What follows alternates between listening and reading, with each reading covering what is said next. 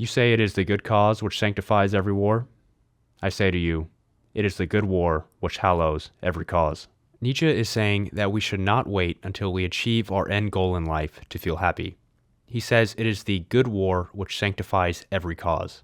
In other words, the struggle that builds our character is what gives life meaning, not the end cause that we're fighting for. In this way, Nietzsche's philosophy was focused on empowering the individual, and specifically, he encouraged each and every one of us to overcome struggle and overcome ourselves. Nietzsche writes, "You tell me life is hard to bear, but for what purpose should you have your pride in the morning and your resignation in the evening?" He's saying that life is supposed to be hard, which is good, because overcoming difficulty is what gives us our pride. As for the people who we compete with and who may make our lives hard, Nietzsche says that instead of despising them, we should be proud of them, because the stronger our enemies are, the brighter they reflect on us, and the stronger competition forces us to be better. Nietzsche writes, "You shall only have enemies to be hated, but not enemies to be despised. You must be proud of your enemies.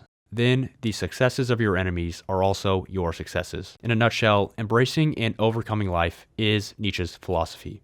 In fact, he says to embrace life so fully that you would be willing to live it over and over again for eternity. This idea of his is called eternal recurrence. So I ask you, the audience, if you had to live your life over and over again forever, would that thought excite you? Or would you feel dread about having to live the exact life you're living now for eternity? If you honestly sit with this question, there will likely be some aspects of your life that jump out at you that you realize are weighing you down and that you would like to change. Nietzsche's message is to embrace these things that need to change, and then to have the courage to make the change. This is how we overcome, and is the path of what Nietzsche calls the Übermensch, which, translated to English, means the Superman. Thanks so much for watching. This video is meant to be just a high-level introduction to Nietzsche's philosophy to get you thinking about some of the ideas that he shares. My next few episodes will cover other aspects of Nietzsche's book, Thus Spoke Zarathustra, that stood out to me and that are applicable to life today. Nietzsche's philosophy is radically empowering to the individual.